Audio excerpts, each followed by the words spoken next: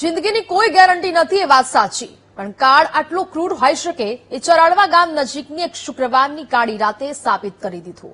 કોઈની જિંદગી બચાવવા પૂરપાટ ઝડપે દોડતી એ કાર પોતે જ મોતના મુખમાં હોમાઈ જશે એવી કલ્પના કોઈએ નહોતી કરી।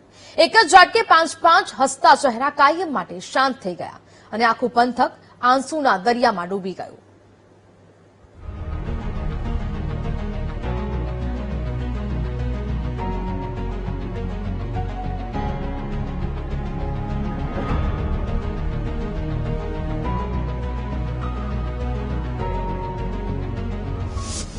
બીજાનો જીવ બચાવવા નીકળેલા રખેવાળો પોતે જ કાળનો કોળિયો બની ગયા।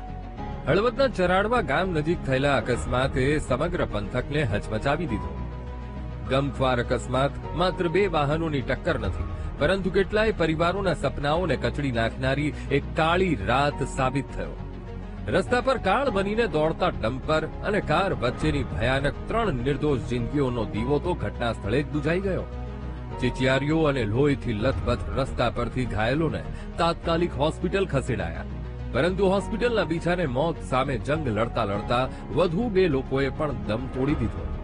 આમ સારવાર દરમિયાન મોતના આંકડામાં વધારો થતા કુલ મૃત્યુઆંક 5 પર પહોંચ્યો। ઘટનાએ સમગ્ર પંથકને આઘાત અને શોકમાં ડૂબાડી દીધો। હતભાગીમાં કોણ?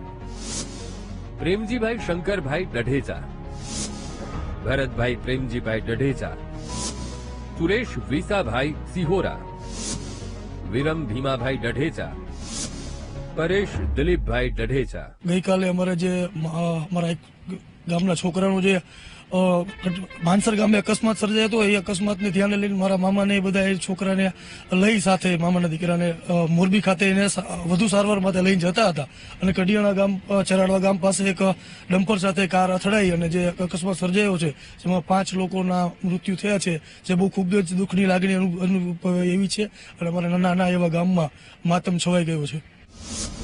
હોસ્પિટલ પહોંચવાની ઉતાવળ 5 લોકો માટે આખરી સફર બની ગઈ। સદભાવના અને મદદ કરવાની ઉતાવળ વચ્ચે કાળનો ક્રૂર પંજો 5 લોકો પર ફરી વળ્યો। વાત જાણે એમ છે કે માનસર ગામ પાસે મોટરસાયકલ સ્લીપ થવાને કારણે પરેશ ડઢેચા નામનો યુવક ગંભીર રીતે ઈજાગ્રસ્ત થયો હતો। આ ઘાયલ યુવાનને તાત્કાલિક સારવાર મળી રહે તે માટે રણછોડગઢ ગામના સેવાભાવી યુવાનો અને આગેવાનો પોતાની કારમાં તેને હોસ્પિટલ લઈ જવા માટે પૂરપાટ ઝડપે નીકળ્યા હતા। કેવી રીતે થયો અકસ્માત? રાત્રે 9:30 વાગે કાર ચરાડવા નજીક પહોંચી। કારખાનામાંથી નીકળેલા ડમ્પરે રોડ ક્રોસ કરવા વળાંક લીધો। કાર ચાલકે અચાનક ડમ્પર જોઈ બ્રેક મારવાનો પ્રયાસ કર્યો।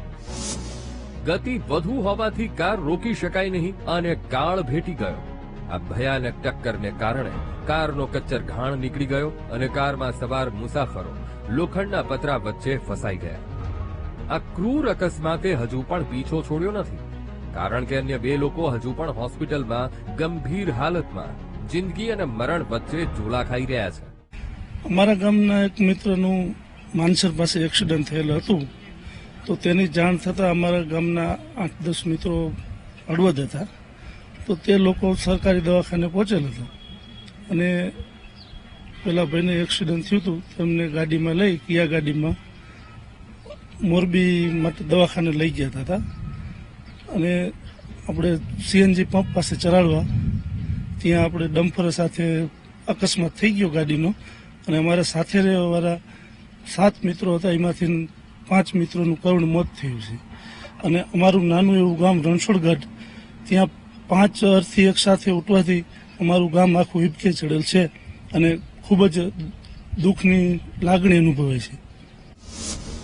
એક સાથે સળગેલી 5 ચિતાઓ ક્યારે ન સુકાય તેવા આંસુ આપી ગઈ।